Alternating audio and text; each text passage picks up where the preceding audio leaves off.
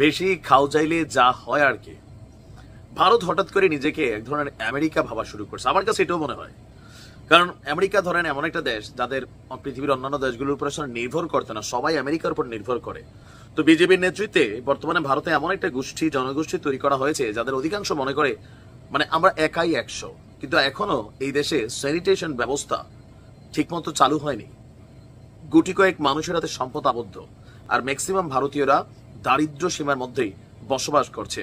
আর সেখানে পাকিস্তানের সাথে যে যুদ্ধ শুরু হলো 4 দিনের মাথায়, যেখানে যুদ্ধবিরতি হলো, এখন আবার আমাদের কাছে মনে হচ্ছে ভারত এবার তুরস্কের সাথে যুদ্ধ করার জন্য উঠে পড়ে লেগেছে। মানে ভাবা যায় তুরস্কের সাথে ভারত যুদ্ধ করে পারবে? তুরস্কের যেই সামরিক খাত বা তুরস্কের যে নেটওয়ার্ক, ইউরোপীয় ইউনিয়ন সহ ন্যাটোর সদস্য, হ্যাঁ, এগুলা বুঝতে হবে যে সবার সাথে লাগালাগি করা যায় না। অধিকাংশ ভারতীয়রা না বুঝাই তুরস্কের সাথে যুদ্ধ করার ইচ্ছা প্রকাশ করছে। ন্যাটো চিনেন তো? ন্যাটো, ওই ন্যাটোর কিন্তু একটা অন্যতম সদস্য তুরস্ক, এটা মাথায় রাখা উচিত। এখন কেন আসলে ভারত পাকিস্তান যুদ্ধের মধ্যে ইসরায়েল প্রত্যক্ষভাবে যুদ্ধ শুরুর আগ থেকে ভারতকে নিরঙ্কুশ সমর্থন দিয়ে আসছে। তো যখন ভারত পাকিস্তান যুদ্ধ শুরু হলো তখন আমরা দেখলাম যে তুরস্ক পাকিস্তানের পাশে দাঁড়িয়েছিল। আর এ কারণেই তুরস্কের বিরুদ্ধে ফুঁসেছে ভারতের জনতা। তাদের দাবি তুরস্ককে শাস্তি দিতে হবে। কি করতে হবে? তুরস্কের উপর যুদ্ধ করতে হবে। কি যুদ্ধ? অর্থনৈতিক যুদ্ধ, পর্যটক যুদ্ধ, প্রয়োজনে সামরিক যুদ্ধ। কিন্তু নিজেদের তলায় কতটুকু মাল আছে মাইরি, সেটা কিন্তু অনেকে হয়তো বোঝেন না। আমরা বুঝতে হবে তুরস্কের উপর অর্থনৈতিক নিষেধাজ্ঞা জারি করার জন্য সরকারের কাছে দাবি জানিয়েছে স্বদেশী জাগরণ মঞ্চ। এগুলো বিজেপির বিভিন্ন প্ল্যাটফর্ম।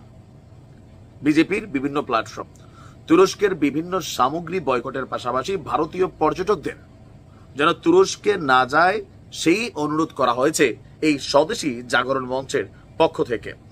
সংঘাতের পরিস্থিতিতে প্রকাশ্যে যে একটিমাত্র দেশ পাকিস্তানকে সাহায্য করছে তা হলো তুরস্ক।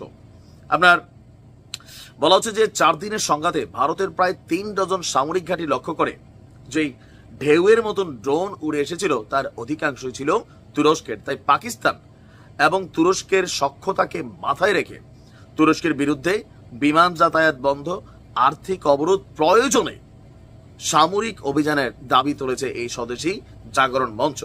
মঞ্চের আহ্বায়ক যিনি, তার নাম হচ্ছে অশ্বিনী মহাজন। তার বক্তব্য, চীনের পরেই পাকিস্তানকে অস্ত্র সরবরাহে দ্বিতীয় স্থানে রয়েছে তুরস্ক, যাদের পাঠানো অস্ত্র এবং প্রযুক্তি পাক নৌসেনা এবং বিমান বাহিনীকে যুদ্ধের উপযোগী করে তুলেছে। মঞ্চের মতে আপনার তুরস্ক পাকিস্তানের এই প্রতিরক্ষা সমঝোতা বাণিজ্যিক নয়, আদর্শগত। এখন আপনার মানে কি চাচ্ছে তারা? তাদের বক্তব্য হচ্ছে যে গড়ে প্রায় লক্ষাধিক মানুষ প্রতি বছর নাকি তুরস্কে ঘুরতে যায়, আর তুরস্ককে যাতে ভারতীয় পর্যটকরা বয়কট করেন সেই আর্জি দেশবাসীর কাছে। ভারতে এই যে অ্যাক্টিভিটিস চলছে সেটা আবার তুরস্কের টেলিভিশনেও কিন্তু প্রচার করা হচ্ছে যে ভারত নামক একটা দেশ তারা এই কর্মকাণ্ড করতেছে। সেটা নিয়ে এবার তুরস্কের জনগণের মধ্যেও ব্যাপক নেতিবাচক প্রতিক্রিয়া দেখা গেছে ভারতের বিরুদ্ধে। এখন তুরস্কের বিরুদ্ধে এই যে বিজেপির কিছু পাগলা মন্ত্রী আছে তারা বলতেছে প্রয়োজনে তুরস্ককেও পাকিস্তানের মতো সাইজ করতে হবে। আচ্ছা, মানে যতটুকু ওজন ততটুকু চিন্তা করা দরকার, আর বাইরে চিন্তা করতে গেলে মাথা নষ্ট হবে, আর নয়তো মাথা সোজা করে দিবে তুরস্ক।